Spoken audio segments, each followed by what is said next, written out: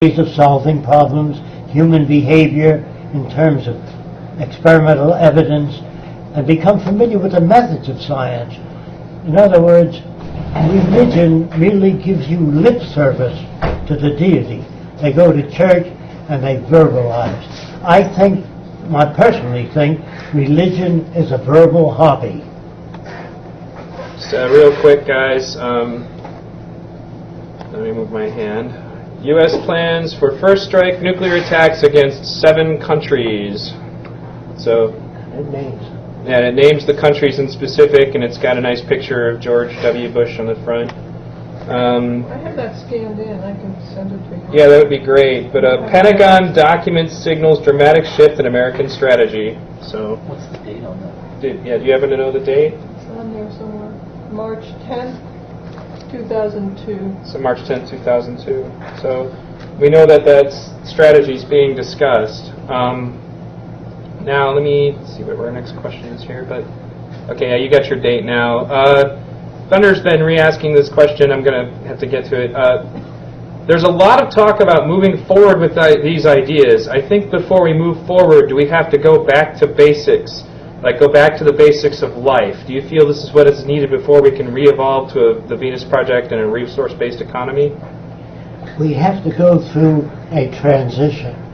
That period, the transition between the monetary system and the global system that I talk about, a resource-based economy, there will be problems. The transition always has problems because you have people between different systems. No matter what you believe in, someone will hate you for it. There's nothing you can advocate without developing or getting people to want to kill you for it. You see, our values are so different and they're subject to interpretation. This is a major problem. Whenever you read the Bible, remember, the Bible is subject to interpretation. It was written in a very old language. So some people say, I think Jesus meant this, and others say, no, you're wrong. This is what he meant. And the third person will say, you're both wrong. That's why you have the Lutheran, the Seventh-day Adventists, the Catholic, the different denominations, because it's subject to interpretation. Obviously, we must develop a language that's not subject to interpretation, and that already exists. Mathematics, chemistry, physics, engineering language. If engineering was subject to interpretation, you couldn't build bridges. Do you understand that? Think about it. In other words, most people don't think about it. They just fall in line with whatever the government says or whatever the minister says. Remember, ministers are people who say things that people have a need to hear. They have nothing to do with reality. After you kick the bucket, you go to Happy Land and you fly around with wings. If the angels flew without wings, that would be a miracle. Think about it.